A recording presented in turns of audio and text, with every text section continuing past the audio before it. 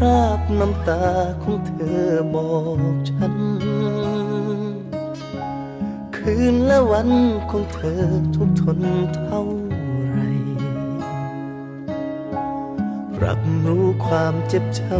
ำผ่านคำที่เธอระบายเขาไม่แค่แม่มอบทุกอย่างให้เขาในสายตาของคนนอกวงอย่างฉันเพียงเสียดายใจเธอที่มันสูญเปล่าทำได้เพียงปลอบใจจับมือเธอไว้เบาๆให้ความปวดร้าวของเธอระบายถึงกันอยากจะถามในนามของความห่วงใยเหนื่อยบ้างไหมที่ทุ่มเทไปอย่างนั้นฉันพอจะทำอะไรให้เธอหายทรมานก็อยากจะท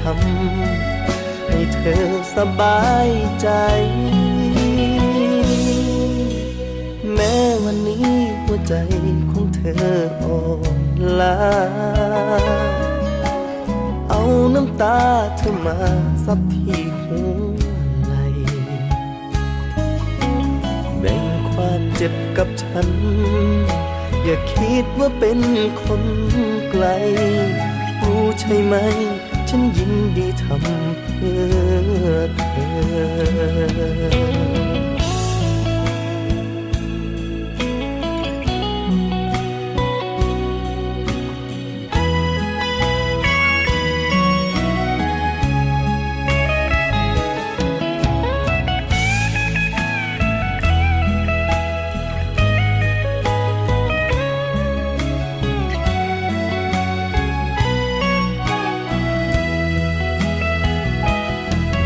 จะถาม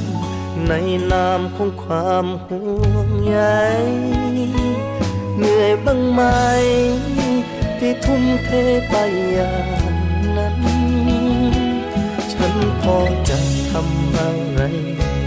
ให้เธอหายทรมานก็อยากจะทำให้เธอสบายใจแม้วันนี้หัวใจของเธออ่อนล้าเอาน้ำตาเธอมาซับที่หัวไหล่แบ่งความเจ็บกับฉันอย่าคิดว่าเป็นคนไกลรู้ใช่ไหมฉันยินดีทำเพื่อเธอความเจ็บกับฉันอย่าคิดว่าเป็นคนไกลรู้ใช่ไหม